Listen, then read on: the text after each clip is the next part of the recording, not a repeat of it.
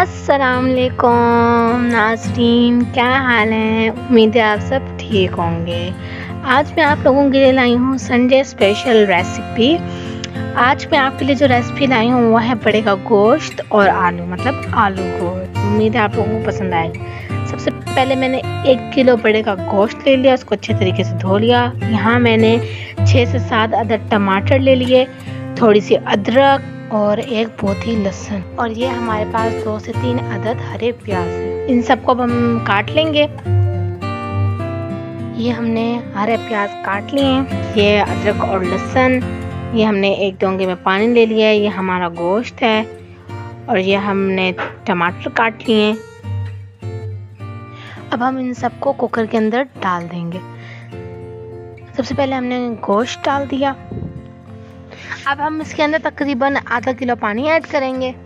ये कुकर है तो इस कुकर में कम पानी डालते हैं, तो इसलिए हमने सिर्फ आधा किलो पानी ऐड। अब हम इसके अंदर कटे हुए टमाटर ऐड कर देंगे। अदरक लहसुन जो हमने काट के रखे हुए थे, हम इसके अंदर अदरक लहसुन डालेंगे। इसके अंदर कटे हुए हरे प्याज डालेंगे।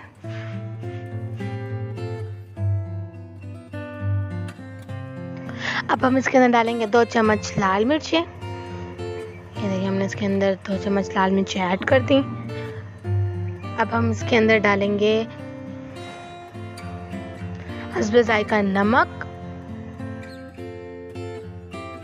हम इसके अंदर पिसा हुआ धनिया ऐड करेंगे।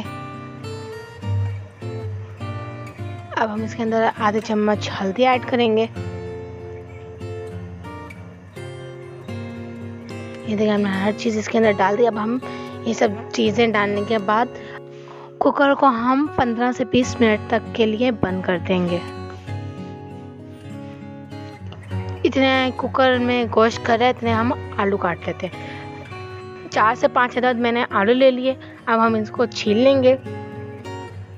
ये देखिए हमने आलू को अच्छे छील लिया और इसको जैसे सालन में डालते हैं उस हिसाब से आलूओं को काट लिया। यहाँ कुकर के अंदर गैस बनना शुरू हो गई है। इट्स मीन कि हमारा सालन अंदर पकना शुरू हो चुका है। यहाँ 20 मिनट का वेट खत्म हो चुका है, तो अब हम कुकर को खोलेंगे। ये देखें कुकर खोलने के बाद हमारा गोश्त अच्छी तरीके से गल चुका है। अब हम इसके अंदर 2 चम्मच घी ऐड करेंगे। घी डालने के बाद हम अच्छी तरीके से अब गोश्त की भुनाई करेंगे।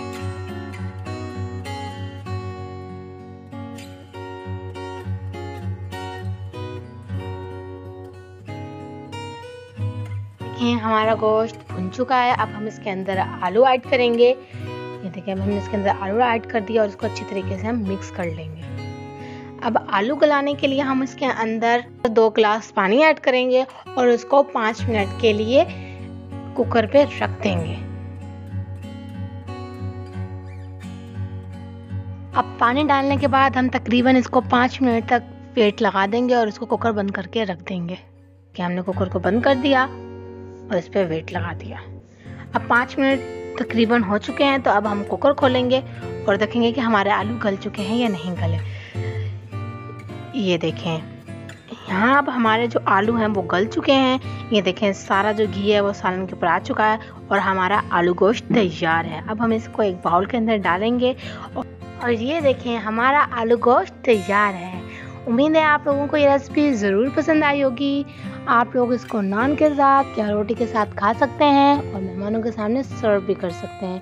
Please subscribe my channel and like all videos. फिर मिलते हैं ऐसी ही किसी मज़े की रेसिपी के साथ। तब तक के लिए अल्लाह हाफिज़।